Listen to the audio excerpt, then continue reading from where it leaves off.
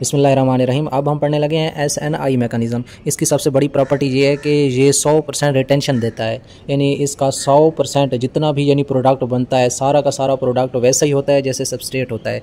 मसलन अगर सबस्ट्रेट के राइट साइड पे न्यूक्लियोफाइल था तो सब प्रोडक्ट के भी राइट साइड पे न्यूक्लियोफाइल होगा। जितने भी सबस्ट्रेट जैसे भी होंगे उतने ही प्रोडक्ट वैसे ही बनेंगे। लेकिन आपने SN1 मैकेनिज़्म में पढ़ा था कि जब सबस्ट्रेट से प्रोडक्ट बनता है तो अगर सबस्ट्रेट के राइट साइड पे न्यूक्लियोफाइल था तो वो राइट साइड पे भी रह सकता है, लेफ़्ट साइड पे भी जा सकता है। मतलब 50% चांसेस थे कि रिटेंशन होगी, 50% चांसेस थे कि इन्वर्जन होगी, यानी चेंज हो जाएगा। चेंज भी हो सकता है, वही भी रह सकता है। मतलब यहाँ रिटेंशन के 50% यानी आधी चांसेस थे कि प्रोडक्ट वही बनेगा, ठीक है। लेकिन जब आपने SN2 में देखा था तो वहाँ सारी की सारी कन्वर्जन हो जाती है, इन्वर्जन हो जाती है, कोई भी रिटेंशन नहीं है। यहाँ रिटेंशन कितनी है?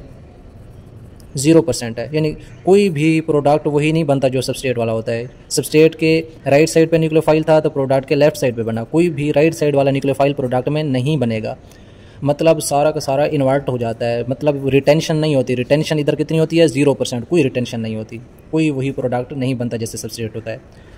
मतलब SN1 के अंदर 50% रिटेंशन थी, SN2 के अंदर 0% रिटेंशन थी। लेकिन SNI ये वो मैकेनिज़्म है जिसके अंदर 100% रिटेंशन है, यानी सारा का सारा प्रोडक्ट वही बनेगा जैसे रिएक्टेंट जैसे सबस्ट्रेट होगा। ठीक हो गया।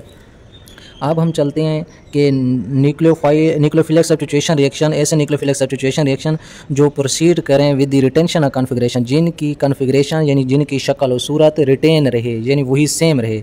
सेम का क्या मतलब है? राइट साइड पे न्यूक्लियोफाइल था तो राइट साइड पे रहे। तो इस तरह के न्यूक्लियोफिलिक सब्स्टिट्यूशन रिएक्शन को हम SNI बोलते हैं। और इस तरह के रिएक्शंस अनकॉमन होते हैं। कॉमन टाइप जो अमूमन इस्तेमाल होती है, जो आमतौर पर इस्तेमाल होते हैं, वो SN1 और SN2 हैं। लेकिन SN1 और SN2 में रिटेंशन SN1 में थोड़ी बहुत हो जाती है आधी, लेकिन SN2 में तो रिटेंशन होती ही नहीं है, ठीक है। लेकिन ये वो अनकॉमन टाइप है जिसमें 100 की 100% रिटेंशन होती है, ठीक है। ये डेफिनेशन भी लिख सकते हैं। लेकिन अगर if a part of leaving group attack the carbon, कोई लिविंग ग्रुप का पार्ट, मसलन आपके पास ये एक ग्रुप है, ठीक है, आप इसे कह दें कि ये लिविंग ग्रुप है, इसका कोई एक पार्ट, मसलन क्लोरीन एक पार्ट ले लेता हूँ। If a part of leaving group, ठीक है, लिविंग ग्रुप का एक पार्ट ने अटैक किया ऑन कार्बन पे अटैक करेगा, ठीक है। Attack the carbon of substrate की कार्बन पे इसने अटैक किया, ठीक है। ये क्लोरीन क्या था? ये लिविंग ग्रुप का एक हिस्सा है जिसने सबस्ट्रेट की कार्बन पे अटैक किया और detach itself with the rest of leaving group. ये लिविंग ग्रुप जो बचा हुआ है और ये लिविंग ग्रुप इस जो बाकी बच गए हैं, इन लिविंग ग्रुप के साथ ये अलहदा हो जाते हैं। ये लिविंग ग्रुप अलहदा हो गया, ये भी अलहदा हो गया और प्रोडक्ट बना दे। ऐसे रिएक्शंस को हम बोलते हैं SNI, ठीक है। अगर मैं इसका रेट ऑफ रिएक्शन लिखूं तो रेट होगा directly proportional to alcohol and SOCl2। ये मैं मिसाल पढ़ रहा हूँ, chlorination of alcohol with the thionyl chloride. ये अल्कोहल है, इससे एथेनॉल बोलते हैं, ये थायोनोल क्लोराइड है, ठीक है। तो रेट डायरेक्टली प्रोपोर्शनल होगा अल्कोहल के और SOCl2 के। तो रेट बराबर होगा कि अल्कोहल एंड थायोनोल, क्योंकि इनका एक मालिक्यूल इस्तेमाल कर रहे हैं तो इसकी पावर भी एक, इसकी भी पावर एक। ये जब पावर जमा होंगी तो ऑर्डर क्या बन जाएगा? ऑर्डर 2, यानी ये बाई मालिक्यूलर है। मैं कह सकता हूँ रेट और रिएक्शन इंक्रीज़ करता है जब आप अल्कोहल को बढ़ाएंगे और जब आप SOCl2 को बढ़ाएंगे। और जब SOCl2 या अल्कोहल में से कोई चीज़ कम करेंगे तो रेट ऑफ रिएक्शन भी कम हो जाएगा, क्योंकि रेट ऑफ रिएक्शन अल्कोहल और SOCl2 के डायरेक्टली प्रोपोर्शनल है। और ये बाई मालिक्यूलर है क्योंकि 2 मालिक्यूल हिस्सा ले रहे हैं, ठीक है। आप देखते हैं कि क्या ये इस तरह सिंगल स्टेप में होता है? नहीं, वो कहते हैं कि ये 3 स्टेप्स में होता है। कौन से 3 स्टेप्स में होता है? देखते हैं कि वो 3 स्टेप्स कौन से हैं। ये आपके पास आ गए 3 स्टेप्स, ठीक हो गया। जो वो पहला स्टेप है वो कहते हैं थायोनोल क्लोराइड और अल्कोहल आपस में रिएक्ट करते हैं, ठीक है, और अल्काइल क्लोरोसल्फेट बना देते हैं जो कि इंटरमीडिएट है। अगर पूछ लें कि थायोनोल क्लोराइड और अल्कोहल के SNI रिएक्शन में इंटरमीडिएट कौन सा है, तो इंटरमीडिएट है अल्काइल क्लोरोसल्फेट, ठीक है। कैसे? मैं आपको बताता हूँ कि ये आपके पास था एथेनॉल, ठीक है, जिससे आप अल्कोहल बोल रहे हैं, ठीक है। एथेनॉल था, ये थायोनोल क्लोराइड था, ठीक है। अल्कोहल ये वाला है, ये थायोनोल क्लोराइड है, ठीक है। इन्होंने आपस में रिएक्ट किया। किस तरह रिएक्ट किया? ये जो ऑक्सीजन थी, ठीक है, इसने इसके साथ बॉन्ड बना लिया क्लोरीन के साथ डायरेक्ट, ठीक हो गया। तो ये बन गया ये अल्काइल क्लोरोसल्फेट। ये वाला जो प्रोडक्ट बना है इससे क्या नाम देते हैं? अल्काइल क्लोरोसल्फेट, ठीक है। और ये H और HCl रिमूव हो गया, ठीक है। सेकंड स्टेप में क्या हुआ? सेकंड स्टेप में डिसोसिएशन हुई। ये जो अल्काइल क्लोरोसल्फेट बना है ये आहिस्ता स्लोली डिसोसिएट होगा पॉजिटिव और नेगेटिव आइन में। जो पॉजिटिव आइन है उसे बोलते हैं अल्काइल कार्बोकेटाइन, जो नेगेटिव आइन बनेगा वो है OSOCl, ठीक है। अल्काइल कार्बोकेटाइन बनेगा और नेगेटिव आइन बनेगा। ठीक है, अब हम देखते हैं कि ये किस तरह बना है। ये आपके पास था अल्काइल क्लोरोसल्फेट, इसने डिसोसिएट किस तरह हुआ कि ये बॉन्ड टूट के इधर ऑक्सीजन पे आ गया। जब ये बॉन्ड टूटेगा तो कार्बन पे पीछे ऑक्सीजन अपना इलेक्ट्रॉन की कमी हो जाएगी, क्योंकि इस कार्बन के बॉन्ड सारा का सारा ऑक्सीजन ले गया, तो कार्बन पे पॉजिटिव चार्ज आ गया और ये दोनों इलेक्ट्रॉन्स इस बॉन्ड वाले ले गया, तो यहाँ इलेक्ट्रॉन की ज़्यादती हो जाएगी, यहाँ नेगेटिव चार्ज आ गया, जहाँ कमी होगी वहाँ पॉजिटिव चार्ज आ जाएगा। तो ये कीटाइन बन गया, कार्बोकेटाइन, ये इनाइन बन गया। यानी दूसरे स्टेप में डिसोसिएट होके कीटाइन, कार्बोकेटाइन और इनाइन बनते हैं। ठीक है, कार्बोकेटाइन, इनाइन। और तीसरे स्टेप में क्या होता है, तीसरे स्टेप में जो एक्चुअल न्यूक्लियोफाइल है, एक्चुअल न्यूक्लियोफाइल जो कि लीविंग ग्रुप का हिस्सा था, SOCl2 भी एक लीविंग ग्रुप है, इसके अंदर एक Cl जो खड़ा है ये एक्चुअल न्यूक्लियोफाइल है। ये एक्चुअल न्यूक्लियोफाइल किस चीज़ का हिस्सा है, पार्ट ऑफ लीविंग ग्रुप, इस लीविंग ग्रुप का हिस्सा है, ये भी एक लीविंग ग्रुप है SOCl2। अच्छा, एक्चुअल न्यूक्लियोफाइल यानी Cl जो कि लीविंग ग्रुप का एक पार्ट था, उसने किस पे अटैक किया, कार्बन पे अटैक किया, यानी कार्बोकेटाइन पे अटैक किया। किस साइड पे अटैक किया, जहाँ से लीविंग ग्रुप ने छोड़ा था, इधर से अटैक किया। मतलब कहने का मतलब ये है कि ये जो एक्चुअल न्यूक्लियोफाइल था जो कि लीविंग ग्रुप का हिस्सा था, एक्चुअल न्यूक्लियोफाइल ये NCl जो एक्चुअल न्यूक्लियोफाइल है जो कि लीविंग ग्रुप का हिस्सा है, इसने कार्बन पे अटैक किया। ठीक है, तो ये क्या बन गया, ये हमारे पास प्रोडक्ट बन गया और SO2 रिमूव हो गया। ये है तीसरा स्टेप। तो आपने शुरू में कौन सा रिएक्टेंट लिया था, कौन सा सबस्ट्रेट लिया था, ये वाला। अब प्रोडक्ट कौन सा बना है, ये वाला। तो आप देखें कि बाकी सारा का सारा वही है, सिर्फ राइट साइड पे इधर OH न्यूक्लियोफाइल था, इधर Cl न्यूक्लियोफाइल आ गया, यानी न्यूक्लियोफिलिक सब्स्टिट्यूशन हुई है। लेकिन जहाँ राइट साइड पे न्यूक्लियोफाइल था, इधर भी राइट साइड पे न्यूक्लियोफाइल आया, यानी 100 की 100% जो थी वो रिटेंशन हुई, यानी वही रिटेन हुआ, कन्फिग्रेशन सेम रही। तो इस रिएक्शंस को हम अपना SNI रिएक्शंस बोलते हैं। ठीक हो गया, ये 3 स्टेप्स थे, मैंने आपको बता दिए। पहले स्टेप में क्या हुआ, इंटरमीडिएट बना, दूसरे स्टेप में डिसोसिएट होकर पॉजिटिव नेगेटिव आइन बने, तीसरे स्टेप में जो एक्चुअल न्यूक्लियोफाइल था जो कि लीविंग ग्रुप का हिस्सा बना हुआ था, उसने कार्बोकेटाइन पे अटैक किया। ये 3 स्टेप हो गए। अब हम देखते हैं कि ये 3 स्टेप प्रोसेस है, ये बात समझ में आ गई। लेकिन वो कहते हैं कि जो सेकंड स्टेप है वो वेरी यूज़फुल है।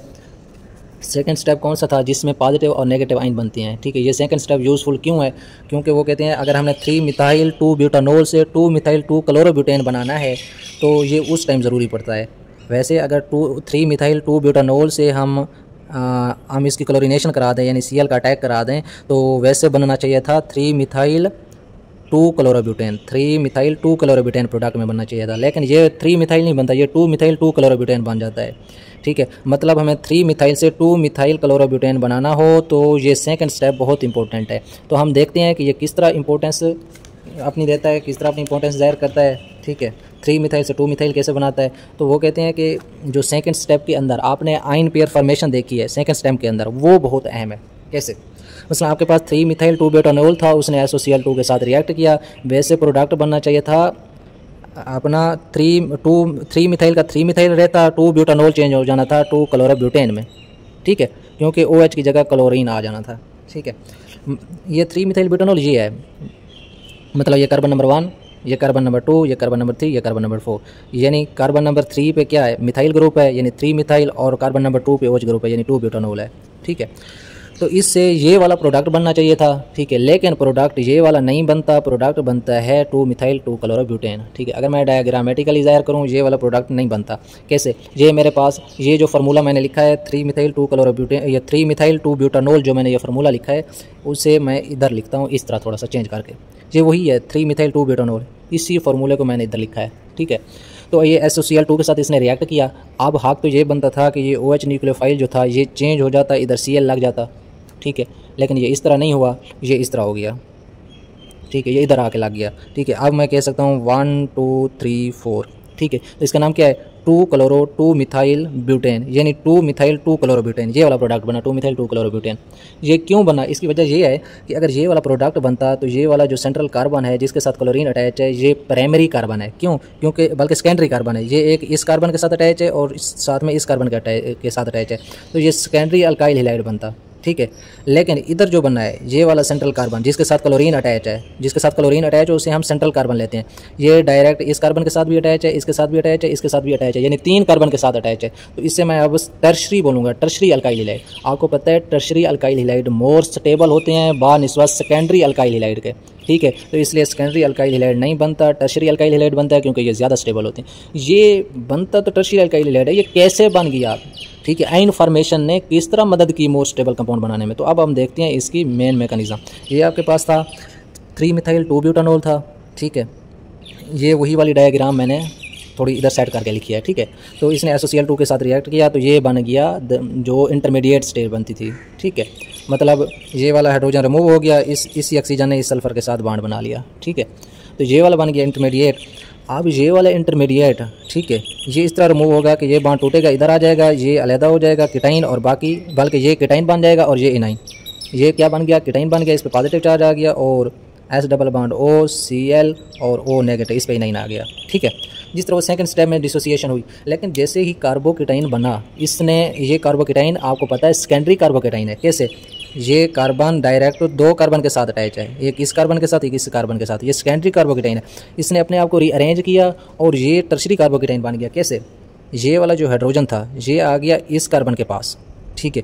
जब इससे हाइड्रोजन भागा, इस कार्बन से हाइड्रोजन भागा, तो इस कार्बन पे क्या आ जाएगा, पॉजिटिव चार्ज, ठीक है। और इस कार्बन पे जब हाइड्रोजन आ गया, एक हाइड्रोजन पहले था, एक हाइड्रोजन और आ गया, तो ये CH2 बन जाएगी, और ये CH3 जो इसके नीचे था मैंने आगे लगा दिया, ठीक है। तो इस कार्बन पे पॉजिटिव चार्ज आ गया। अब ये कार्बोकेटाइन बन गया है। अब इस कार्बन पे पॉजिटिव चार्ज है तो ये कार्बन इस कार्बन के साथ भी अटैच है, इसके साथ भी अटैच है, इसके साथ भी अटैच है। तो अब ये टर्शरी कार्बोकेटाइन बन गया है। पहले था सेकेंडरी कार्बोकेटाइन, अब बन गया टर्शरी कार्बोकेटाइन। यानी कार्बोकेटाइन ने अपने आप को रीअरेंज किया है। क्यों रीअरेंज किया, क्योंकि tertiary carbocation is more stable then secondary carbocation, ठीक है। वो मैंने आपको रीज़न बताई थी कि क्यों होता है टर्शरी कार्बोकेटाइन, क्योंकि 3 ये कार्बोकेटाइन होता है, केटाइन होता है जिसके पास इलेक्ट्रॉन की कमी हो, और CH3 होता है इलेक्ट्रॉन डोनेटिंग ग्रुप। इसको 3 इलेक्ट्रॉन्स डोनेटिंग ग्रुप इलेक्ट्रॉन दे रहे हैं तो ये ज़्यादा स्टेबल है बानिस्बत 2 के, ठीक है। अब ये जब बन जाता है कार्बोकेटाइन तो इसके साथ क्लोरीन लग जाता है, ठीक है। क्लोरीन, ये SOCl2 का ये जो क्लोरीन है, ये जब अटैक करता है तो फिर क्या बन जाता है। अब अगर इसे देखें तो ये कार्बन 1 2 ठीक है 3 4 इस तरह दे दो, ये बन जाएगा 2 क्लोरो 2 मिथाइल ब्यूटेन। तो हमारे पास कौन सा प्रोडक्ट बना, 2 methyl 2 chloro butane. 3 methyl 2 chloro butane नहीं बना, प्रोडक्ट हमारे पास ये वाला बना, ठीक है। तो इसका मतलब ये हुआ कि जो सेकंड स्टेप है वो यूज़फुल है। क्यों यूज़फुल है, क्योंकि जब हम 3 मिथाइल 2 ब्यूटानॉल से 3 मिथाइल की बजाय 2 मिथाइल 2 क्लोरो ब्यूटेन बनाते हैं तो तब ये हमारे लिए यूज़फुल होता है, ठीक है। जहाँ तक बात समझ में आ गई, पहले मैं आपको बता चुका था कि ये सेकंड ऑर्डर काइनेटिक्स है, ठीक है, यानी 2 मॉलिक्यूल हिस्सा लेते हैं। लेकिन ये हर टाइम ऐसा नहीं होता। अगर SNI मैकेनिज़्म डीकम्पोजिशन के थ्रू टेक प्लेस करता है, यानी जब SNI मैकेनिज़्म में डीकम्पोजिशन का लफ्ज़ आएगा तो आप बोलेंगे अब ये सेकंड ऑर्डर काइनेटिक्स नहीं है, बल्कि ये अब है फर्स्ट ऑर्डर काइनेटिक्स। ये कैसे हो गया, अभी तो मैंने कहा था कि सेकंड ऑर्डर काइनेटिक है, लेकिन ये एक एक्सेप्शन आ गई कि अगर SNI मैकेनिज़्म में डीकम्पोजिशन होगी तो वो सेकंड ऑर्डर नहीं होगा, वो फर्स्ट ऑर्डर होगा। कोई मिसाल दें, ये कैसे हो गया। हाँ मिसाल तो है, हीटिंग ऑफ अल्काइल क्लोरोसल्फेट। जब अल्काइल क्लोरोसल्फेट को हम हीट करते हैं तो तब ये फर्स्ट ऑर्डर देता है। चलो मैं देखता हूँ कि ये कैसे है। अल्काइल क्लोरोसल्फेट, मेरे पास ये है अल्काइल क्लोरोसल्फेट, ये है अल्काइल क्लोरोसल्फेट, ये सल्फेट ग्रुप है, ठीक है। ये उसके साथ अल्काइल है इसलिए इसे अल्काइल क्लोरोसल्फेट बोलते हैं। ये अल्काइल इसके साथ कौन सा अटैच है, ethyl, ethyl chloro sulphate. Ethyl chlorosulphate मैंने लिया, उसकी मैंने डीकम्पोजिशन की, यानी उससे हीट अप किया, ठीक है। ये सिंबल होती है हीट करने की। मैंने हीट अप किया तो ये डिकम्पोज हुआ पॉजिटिव और नेगेटिव आइन में, ठीक है। ये बना इथाइल अपना, बल्कि ये प्रोपेनाइल होगा क्योंकि 3 कार्बन है ना। ये प्रोपेनाइल केटाइन बना, यानी कार्बोकेटाइन बन गया, ये इनाइन बन गया, ठीक है। लेकिन ये आपको पता है कि ये इधर है प्राइमरी कार्बोकेटाइन, तो ये सेकेंडरी कार्बोकेटाइन में चेंज होगा, पहले रीअरेंज होगा, फिर उसके साथ क्लोरीन लग जाएगा, ठीक है। तो ये फिर इस तरह का प्रोडक्ट बन जाएगा, ये आपको पता है। वैसे मैं जो बात करना चाहता हूँ कि प्रोपाइल क्लोरोसल्फेट यानी अल्काइल क्लोरोसल्फेट को जब हमने डिसोसिएट किया तो रेट ऑफ रिएक्शन किसके डायरेक्टली प्रोपोर्शनल होगा, क्योंकि एक ही रिएक्टेंट है अल्काइल क्लोरोसल्फेट, तो rate of reaction directly proportional होगा अल्काइल क्लोरोसल्फेट के। रेट बराबर होगा K इंटू अल्काइल क्लोरोसल्फेट, क्योंकि एक अल्काइल क्लोरोसल्फेट का मॉलिक्यूल इस्तेमाल हो रहा है तो इसकी पावर 1 होगी, तो ऑर्डर क्या होगा 1। तो अब हम कह सकते हैं कि अगर आप डीकम्पोज करेंगे, किसी चीज़ की डीकम्पोजिशन करेंगे SNI मैकेनिज़्म में, तो वो होगा फर्स्ट ऑर्डर काइनेटिक्स। उसकी मैंने आपको मिसाल भी दे दी। अच्छा, अगर ये डीकम्पोजिशन वाला फर्स्ट ऑर्डर हो गया तो आपको पता है कि वैसे SNI मैकेनिज़्म में जो रेट ऑफ रिएक्शन डिपेंड करता था वो अल्कोहल पे भी डिपेंड करता था और SOCl2 पे भी। तो यहाँ ये किस किस चीज़ पे डिपेंड करेगा, वहाँ तो 2 चीज़ों पे डिपेंड करता था, यहाँ भी ये 2 चीज़ों पे डिपेंड करेगा।